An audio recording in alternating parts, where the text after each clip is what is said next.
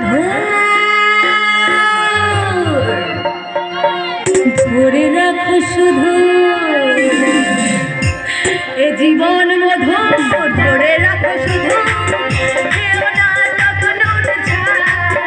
আজ আছি আমি আছো তুমি ভক্তের নামারাত ও মেরা Ruby Ruby Ruby Ruby Ruby Ruby ও মেরা Ruby Ruby Ruby Ruby Ruby Ruby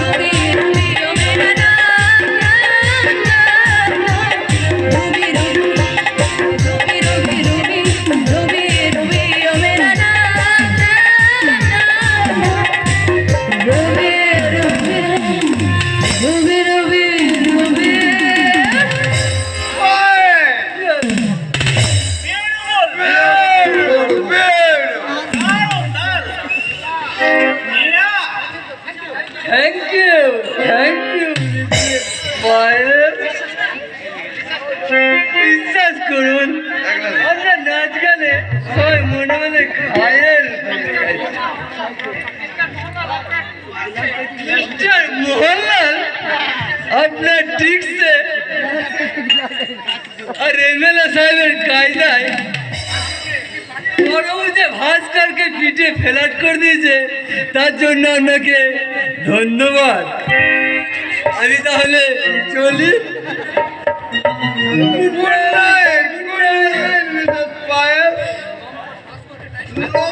ভাস্করকে type করার জন্য ধন্যবাদ জানাচ্ছি আর তার জন্য আপনারা যে এই মহানে পার্টি দিয়েছেন সেই পার্টি গাড়ি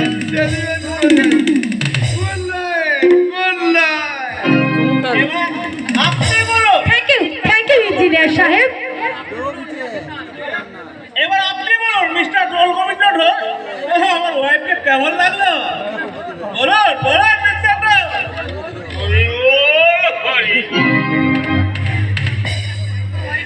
আপনার ওয়াইফ ছিল এখন আপনার ওয়াইফই নয় তবে কি নিউ লাইফ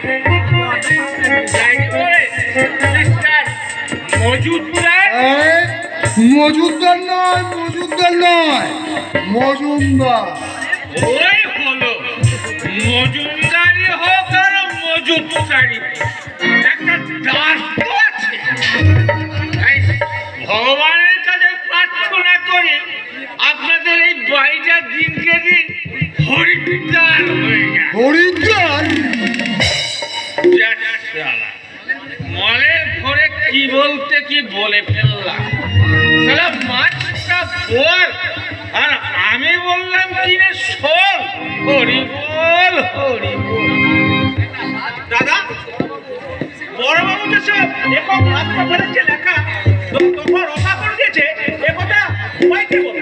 আরে ভাই ভাস্করের বাড়ি থেকে কাল রাতে ফেরার সময় বড়বাবুকে নিজে বলে আর সেই জন্যই তো আজকের এই পার্টিটা আমি শুরু করেছি। ঠাকুর আপনার আজ খুব নেশা হয়ে গেছে, আপনি আপনি ঘরে গিয়ে শুয়ে পড়ুন। আমি একা যাবো, তুমি যাবে না? আমি আর আজ যেতে পারবো না, কারণ আজ আমার শরীরটা বড়ই ক্লান্ত লাগছে। ক্লান্ত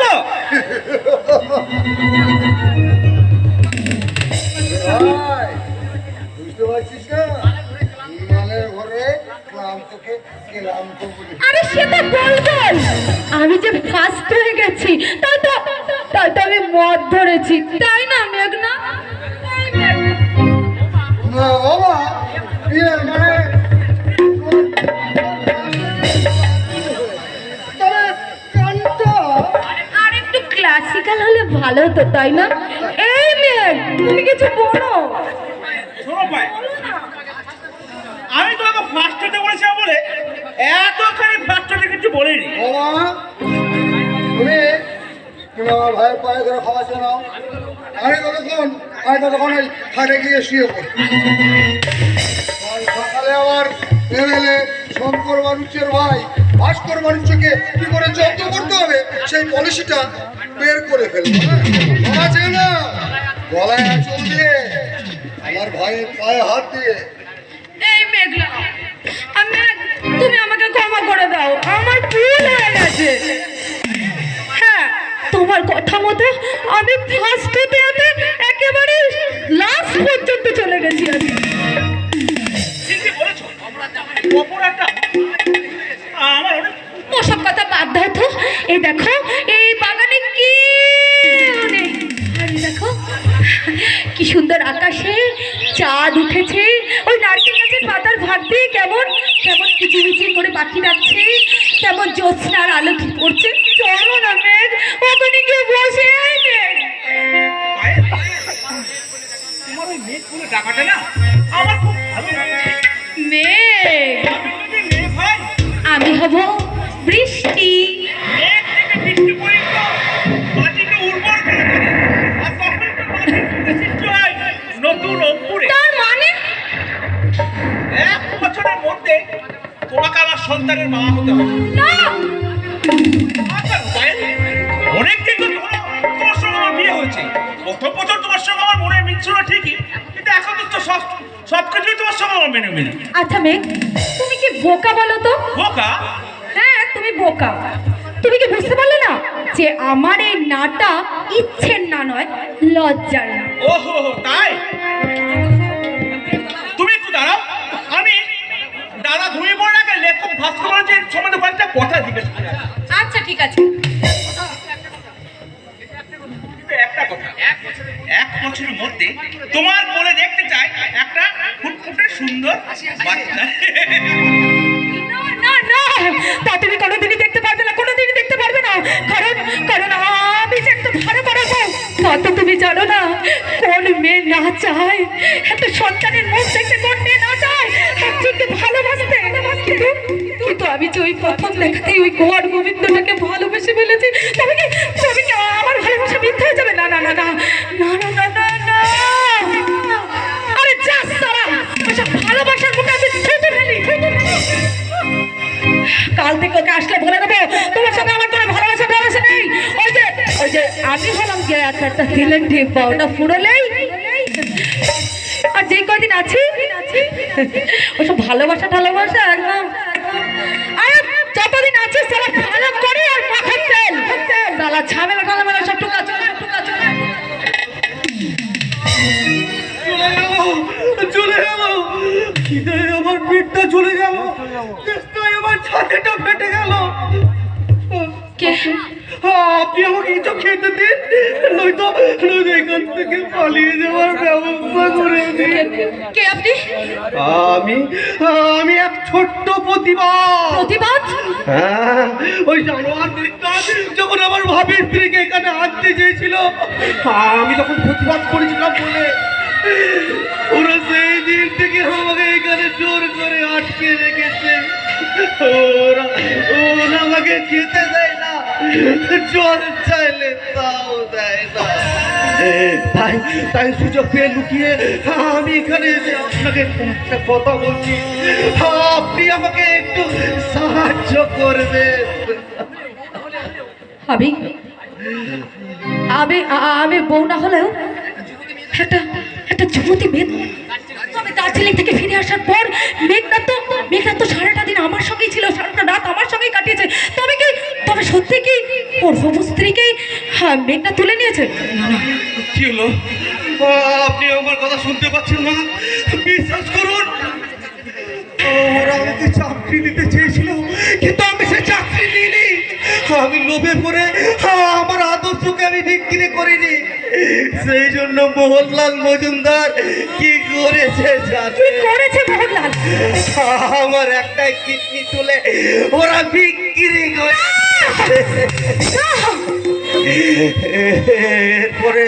এরপরে আমার কঙ্কালটাও বিক্রি করে দেব বলে। আপনি আপনি যেমন করি হোক, আমাকে বাঁচান দিদি, আমাকে বাঁচান। দিদি, যে কথা কেউ কোনোদিন কোনো যুবক আমাকে বলেনি, তুমি সেই কথা আমাকে বললে। ওঠো ভাই, ওঠো, আমার কাছে এসো। তুমি মনে খিদে তেষ্টায় বড় ক্লান্ত হয়ে পড়েছে। দাঁড়াও দাঁড়াও, আমি তোমার জন্য কিছু খাবার নিয়ে আসি। তোমাকে যেতে হবে না মা, তোমাকে যেতে হবে না। আমি খাবারও এনেছি, জলও এনেছি। আজ তো বাবুদের বাড়িতে পার্টি হলো, কত লোক লুচি সন্দেশ মাছ মাংস খেয়ে ওই ডাস্টবিনে পাতাগুলো ফেলে দিয়েছিল। এক পাল কুকুর সেই খাবারগুলো খাচ্ছিল, আর আমি সেই কুকুরের মুখ থেকে কান কত লুচি কেড়ে দিয়েছিলাম কালকে খাবো বলে।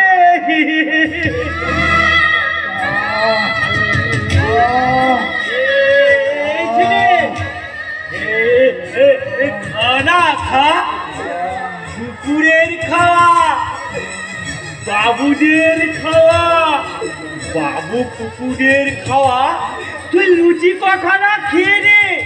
তারপর স্বাধীনতা ৭৫ বছরের চোখের জলটা তুই ঢক ঢক করে খেয়ে নে।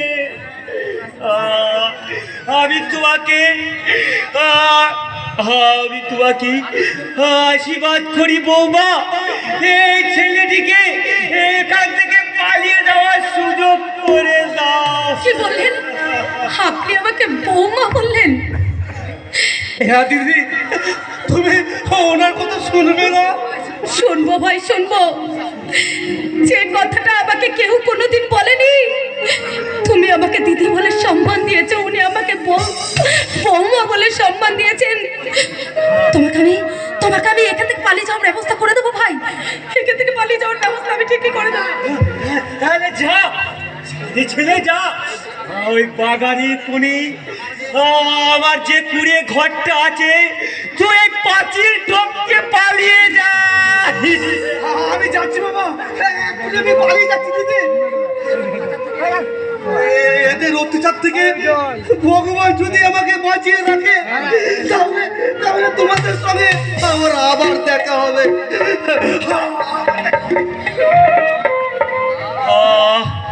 কতদিন পর আমি শান্তি পেলাম।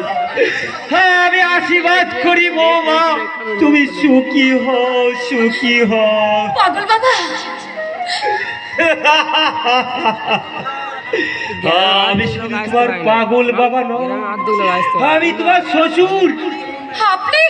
হ্যাঁ, ওই শয়তান মোহনলাল আর মেঘনাথের বাবা।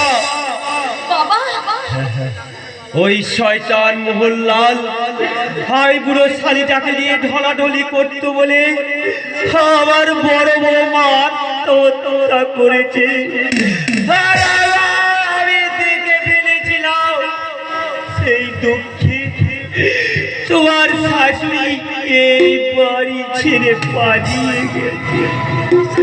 তুমি বিশ্বাস করো বৌমা, আমি পাগল নয়, আমি জানি আপনি পাগল নন। আপনি সুস্থ। আপনি বলুন, আরো বলুন। কিছুদিন আগে একটা মেয়ে মানুষের লাশ ওই বাগানে পুঁতে দিয়েছিল শয়তান মোহনলাল, সেটা আমি দেখে ফেলেছি। কার লাশ ওটা? আমি জানি না, আর অনেক কথা আছে, সেসব কথা পরে হবে। এক্ষুনি হয়তো ওই শয়তান মোহনলালের সাঙ্গপাঙ্গরা আবার ছেলেটিকে খুঁজতে আসবে। আমি পালাই, আমি পালাই। বাগানের কোণে কুড়ে ঘরে আমি আবার কাঁথা ঢাকা দিয়ে শুয়ে পড়ি।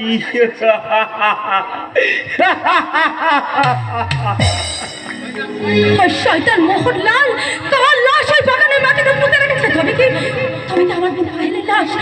না না, সেটা আমাকে খুঁজে বার করতেই হবে। আমি ওই পায়েলের ঘরে ঢুকে আলমারি থেকে তার গোপন ডায়েরিটা বের করে আমাকে সব বার করতে হবে। তারপর শুরু করতে হবে আসল খেলা। শুনে গেল সে তো কিছুক্ষণ আগে এইদিকে এসেছিল। কার কার কথা বলছেন আপনি? সেই শয়তান শিশিরটার কথা বলছি বৌদিমণি। শিশির? কে শিশির? সে অনেক কথা, সময় নেই। যেমন করে হোক তাকে আমাকে খুঁজে বের করতে হবে, না হলে বড় বউ শাড়ি সকাল বাজে চাবো পেরে আমার পিঠের চামড়া তুলে নেবে বলেছে।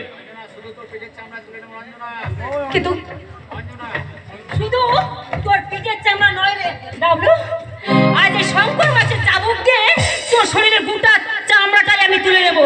কেন? ও কি করেছে? ওর দোষ কি? ওর কি দোষ? ওর দোষ ও আমার শত্রু শিশিরকে দেখে সরিয়ে দিয়েছে।